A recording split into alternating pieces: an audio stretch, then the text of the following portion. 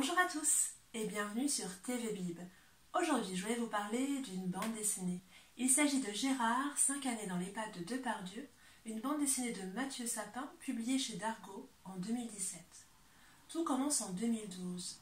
Mathieu Sapin est invité à une réunion de travail sur un documentaire pour suivre les traces d'Alexandre Dumas en Azerbaïdjan. Autour de la table, il y a aussi Gérard Depardieu.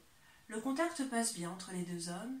Et une semaine plus tard, Mathieu Sapin fait partie de l'équipe de tournage. Et c'est ainsi qu'il commence à partager les repas de Gérard Depardieu.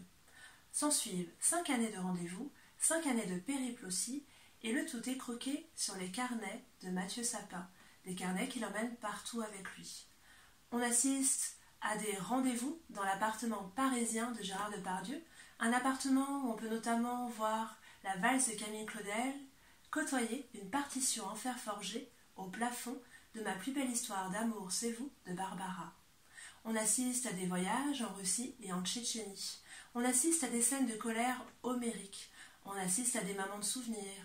Des souvenirs de la Lucette, des souvenirs aussi de Marguerite Duras. On assiste également au tournage du Divan de Staline par Fanny Ardant dans un château au Portugal. Autant de scènes qui vont nous marquer au fil des pages.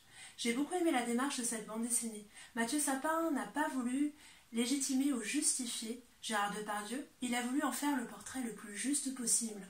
Et Gérard Depardieu nous apparaît comme un être hors norme, un peu un personnage tout droit sorti de l'univers de Rabelais, qui croque la vie à pleines dents et qui déteste l'ennui. Il est capable de la plus grande érudition, comme d'une grossièreté énorme 5 minutes après. Il est capable de plein de choses, il est multidimensionnel, on l'aime ou on ne l'aime pas, mais en tout cas on ne peut qu'être fasciné par lui. Et c'est ce que je vous invite à découvrir dans cette bande dessinée. J'ai beaucoup aimé aussi les coulisses à la fin, je vais juste vous en montrer un petit moment, si j'y arrive. Voilà, regardez, on voit justement les fameux carnets de Mathieu Sapin, quelques extraits qu'on retrouve avant dans la bande dessinée, et j'ai trouvé ça très bien de pénétrer les coulisses de la création d'une bande dessinée.